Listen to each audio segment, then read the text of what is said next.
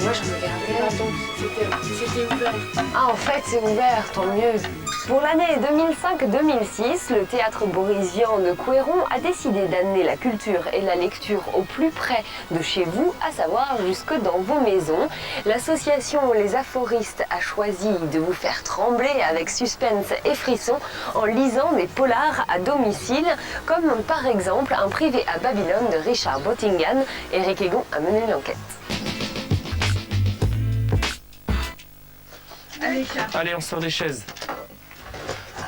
Allez. Vous avez prévu combien de personnes pour ce soir?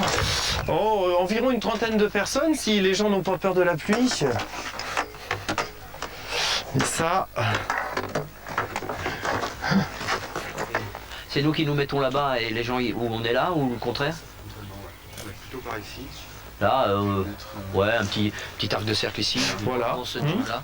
Ça va, ça? Ouais, très bien, très bien. On avait été invité par des voisins à l'origine dans un autre quartier de Couëron.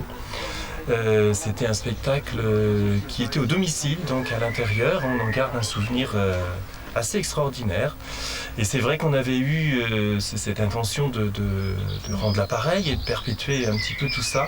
Et quand on a vu dans la plaquette cette année que c'était Polar dans les jardins, on s'est dit c'est l'occasion de faire, d'organiser ça chez nous, quoi.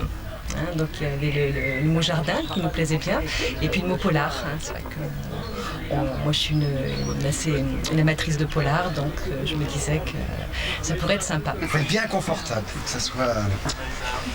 Faut pas que ce soit un objet ami. Faut pas que ce soit un objet ennemi.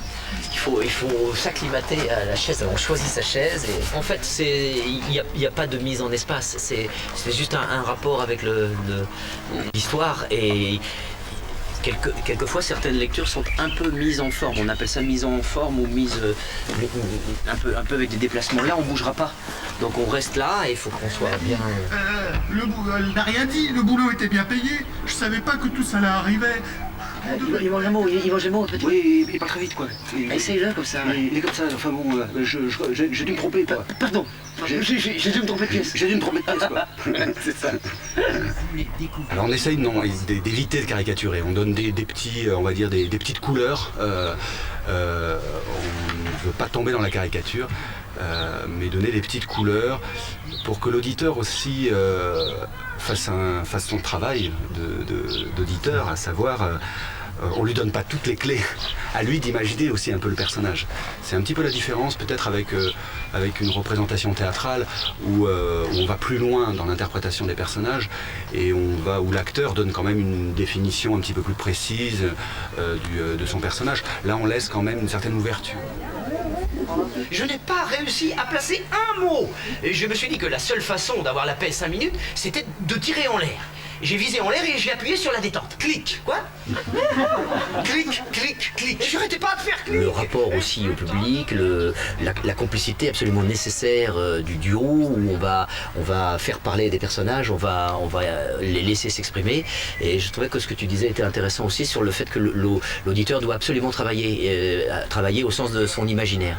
Et dans ce rapport très intime, l'imaginaire fonctionne vraiment très bien. Pour chacun, c'est à chaque fois différent de se créer ses petites images, ses couloirs, ces magasins, ces pièces, ces pétards, s'il y en a, je veux dire les pistolets, etc. Je suis bien au bon endroit alors? Le sergent Ring a fait oui de la tête. Oui, c'était ça.